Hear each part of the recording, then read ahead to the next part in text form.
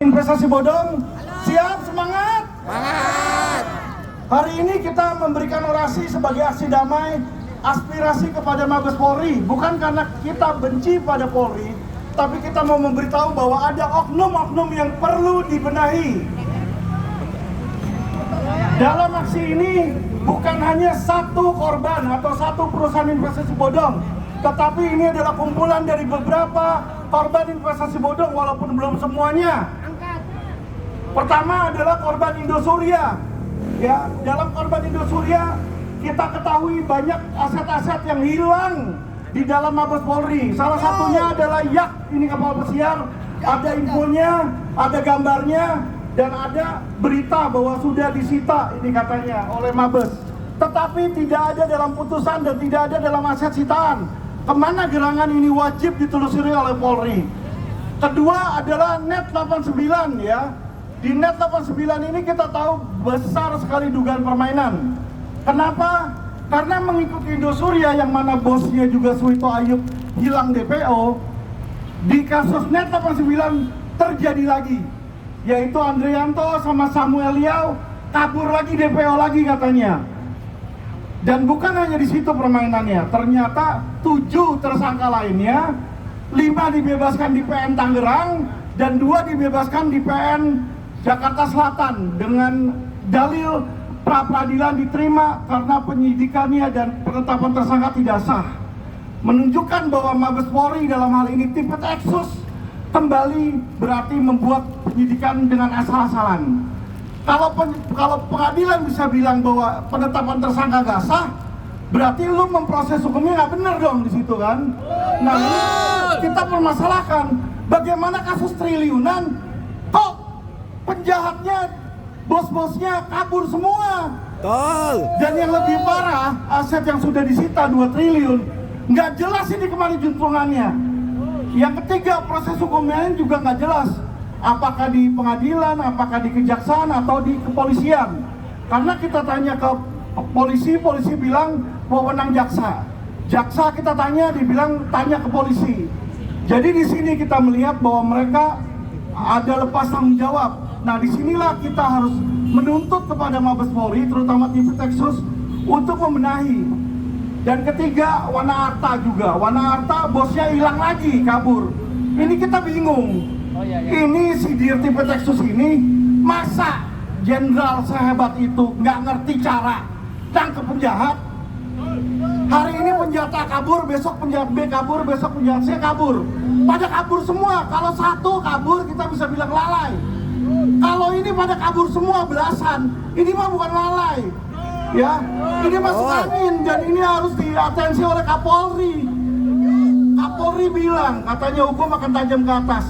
Kita buktikan karena saya sudah melaporkan Direktur Tipikteksus dengan dugaan ketidakprofesionalan ya. Jadi kita melihat apakah benar semboyan dari Kapolri ini masih bisa kita pegang bahwa hukum tajam ke atas dan equality before the law, ataukah itu hanya pepesan kosong teman-teman. Jadi teman-teman, mari kita dukung aksi ini. Kalau memang mereka tidak menanggapi, mari nanti kita turun lagi dengan kekuatan yang lebih besar supaya kita didengar aspirasi kita teman-teman.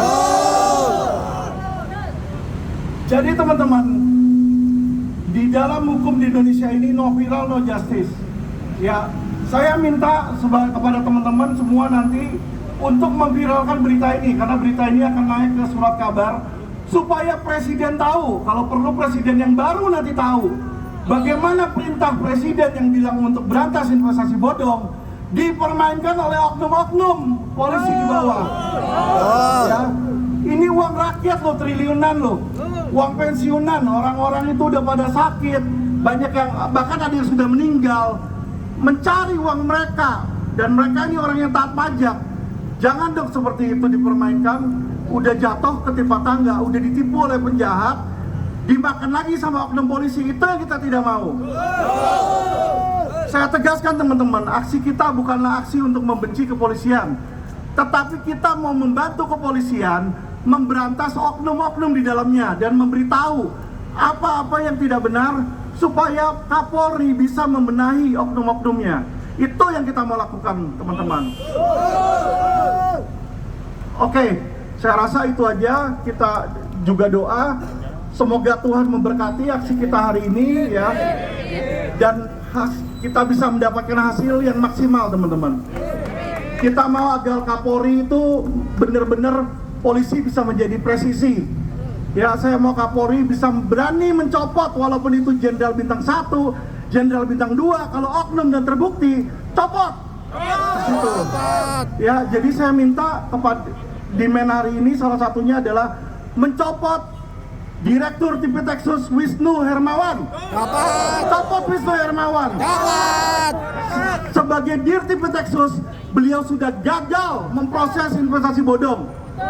Ya, banyak aset hilang, DPO-nya pada kabur di situ ya. Belum lagi proses-proses hukum yang masih mandek, antara lain Millionaire Prime di situ, KSPSB juga LP kedua masih banyak yang mandek. Beberapa penjahatnya kayak ini itu masih belum ditangkap.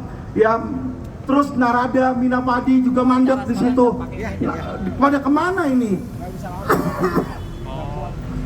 Polisi itu punya personel banyak, tapi kok nanganin investasi bodong aja kalah.